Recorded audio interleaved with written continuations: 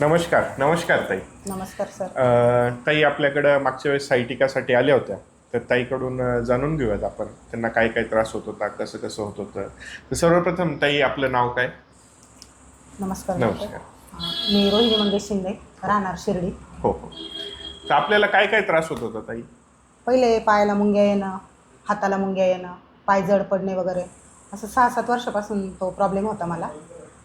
त्याच्यानंतर मग पारायणाला बसल्यानंतर तो ट्रेस जास्त वाढला माझा 8 दिवसामध्ये.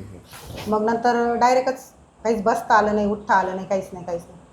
खूप त्रास झाला. 4-5 दिवस घरी काही दवाखान्यात काढले. मग त्याच्यानंतर तुमचं ओपिनियन मिळालं. माझा भाऊ मुंबईहून आलेला होता तुमच्याकडे.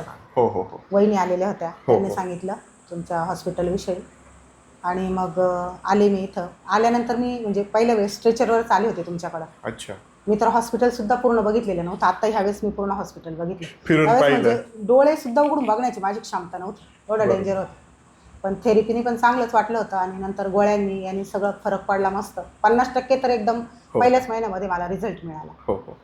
तर मग आता आनंदी आहात उपचाराने? मस्त एकदम. म्हणजे आता काहीतरी होप आहे मला. हा, कमी बरी होते. हो, बरी होते. पहिले तर 8 दिवस असं वाटलं, म्हटलं आता आपण बेडवरून उठू नाही शकणार, म्हटलं आता हो हो हो. संपलं, म्हटलं आपलं लाईफ काय आहे ते आता, याच्यानंतर काही नाही असं वाटलं होतं. बरोबर बरोबर. पण आता मस्त वाटतंय. आणि व्यवस्थित आहे. हो, असं आता अजून वाटतं की 1 महिन्यामध्ये मी एकदम ऑलरेडी पहिल्यासारखीच होईल म्हणून. नक्कीच नक्कीच नक्कीच. परमेश्वर कृपेने सगळं व्यवस्थित होऊन जाईल.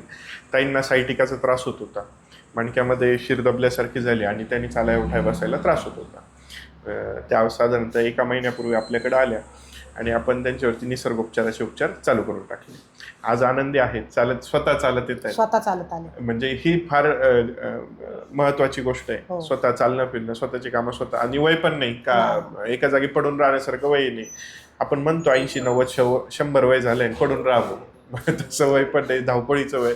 आताच त्यांनी गोड बातमी सांगितली, त्यांच्या मुलीचं लग्न हो. जमलंय आणि त्याची धावपळ तर आता कितीतरी पटीने वाढेल. हो.